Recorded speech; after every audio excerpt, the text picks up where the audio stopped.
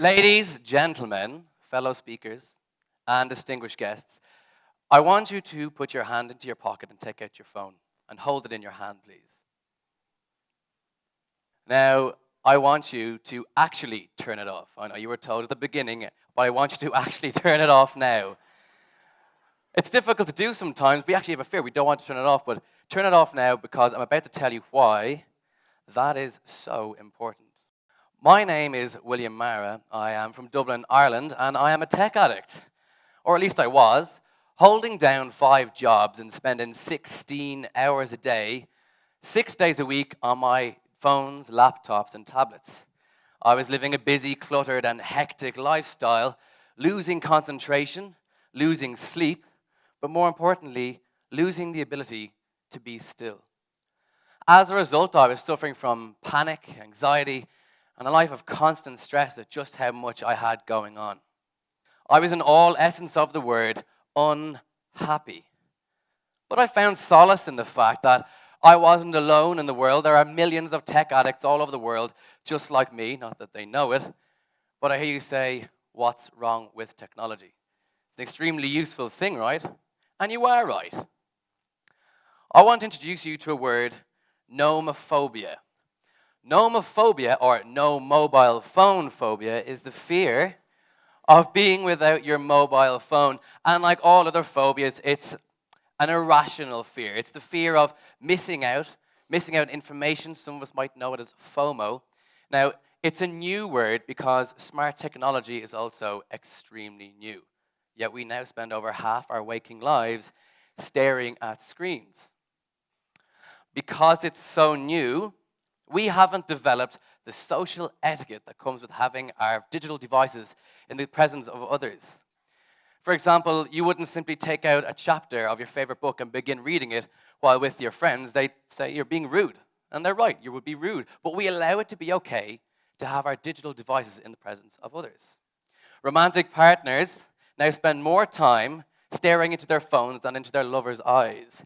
Families spend more time on their phone at dinner than actually engaging in rich conversation with each other.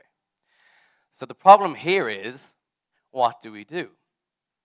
Even times when they're watching TV, they'll dual screening. So a family's watching TV together while also on their phone, while also on their laptop, while also playing a game on their tablet, and it all gets a little bit too much. So not only is it having huge social effects, it's having effects on the performance of our brains. Researchers in a Microsoft study surveyed over 2,000 participants and studied the brain activity of another 112 using electroencephalograms. The results showed that our attention span has fallen from 12 seconds in the year 2000 to 8 seconds today. That is to say, from the very beginning of time, our attention span has fallen by 33% in 15 years. Keep in mind, the attention span of a goldfish is 9 seconds. I'll let that one sink in. You see, one of the major problems is that we are so reliant on our phones and our devices for everything. Only a few weeks ago, I couldn't find my phone. And without thinking, I put my hand in my pocket to get my phone so I could use it to find my phone. And that caused me massive anxiety. So the thing here is that we need to learn to live a healthy relationship with our technology. Research shows that if you have a certain resource of information available to you, that you're less likely to remember that information. If you have a brother or a sister, and they're an expert in cricket, you're less likely to remember all things cricket related because you can simply ask them. And we're treating our phones in exactly the same way, and as a result, our memory capacity has been massively reduced. Now, it's very hard in this information overload to live in the here, the now, and in the present. When we open our phones, we're looking at blogs and vlogs and Facebook and LinkedIn and Snapchat and Vine and Skype and Viber and Vine and Instagram and all the news spilling through the screens of our phone. And we let it affect us in a very emotional way. But there's nothing we can do about that information, but yet we let it affect us in a very, very, very harmful way. Now, our brains haven't developed as fast as the information age has. And as a result, we suffer from digital burnout or mental fatigue. It's going to get worse. With wearable technology and the Internet of all things, we'll become more digitally connected than ever before, but more emotionally disconnected from each other. And the numbers are staggering. A TechMark survey in 2014 shows that we use our phones for 200 tasks a day. We're on them first thing in the morning at 7:30 a.m. and last thing at night at 11:30 p.m. We're spending over 3 hours a day on our phones alone. Other interesting figures came out in an article in the International Business Times that stated that in 2015, there was 12 selfie-related deaths. In the same period, there was 8 shark-related incidents. Okay, right, listen, it's not fair to compare the two, but it does show that we are so distracted by our digital devices that we're missing out on very crucial moments in our lives. A woman I was talking to a few weeks ago said to me, I missed my child's first steps because I was too busy on Facebook. That is sad. So what are we going to do about this global phenomenon that is downgrading our brain power, that is ruining our social interactions, and in some cases, death by selfie? Well, if we look in the East in places like China, they have militant-style digital detox boot camps where they send groups of teenagers off to boot camps to save them from themselves. Some of these kids are spending up to 14 hours a day in gaming lobbies, chat rooms, and on their devices. But if we look in the West, in the US, they have digital detox program where they have a device-free zone for their guests where they spend a weekend off the grid, engaging in workshops and games to allow them to learn how to communicate with each other again. The truth is that we actually find it easier to generate conversation from the sanctuary and the safety of our phones. We're not running open-ended, risky conversation. What we've done in Ireland is something slightly different. We've developed the Unplug program. We worked with a panel of cognitive behavioral therapists, psychologists, and tech experts to build a program that we believe works. We believe in a healthy relationship with technology. Technology is good, but only when used in the right way. But that's our biggest problem. What is tech addiction? What's a healthy amount to use? And what's not a healthy amount to use? And it's by using words like unplug, simple language, and the best methodologies of Eastern practice, and mashing them up with the best bits of the West, that we make tech addiction really easy to understand.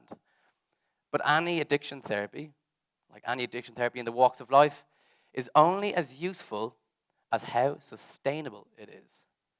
How long will it last after you leave the walls of your treatment or your retreat center? And that's something we strive to provide. This is why I'm traveling the world. This is my 3rd day in Delhi. I love it here. And I'm traveling the world to raise awareness about tech addiction, how to free yourselves from the chains of your digital devices, but also my journey to further discover happiness. I no longer suffer from anxiety, panic, or a life of constant stress. I manage my technology instead of letting my technology manage me. And it has made all the difference. Wow, was it hard. It was difficult. But it starts with simple steps, 5 of which I've brought with me today to show you how you can have a healthy relationship with your technology. The first one is wake up. Use an actual alarm clock, not your phone. If you use your phone, you'll be distracted by all the notifications, emails, and all the things you missed out on while you were asleep. With an alarm clock, you wake up, allow your brain naturally come into the day to power on, get your breakfast, have a shower, then look at your phone. The second one is to take a break. We all take one in work, but we don't give our minds a rest because we're glued to our phones. This causes huge problems. So converse with your workmates. Eat your lunch mindfully and focus on giving yourself a break to go back to work, especially if you're staring at a screen in an office all day. The third one, and my favorite one, is airplane mode. When you meet someone, whether it's a romantic partner, whether it's business or pleasure, tell them you're going into airplane mode. They'll be flattered by your undivided attention, but you're also creating this social etiquette that we need to push on each other. The fourth one is sleep. This is the best thing you can do for your brain.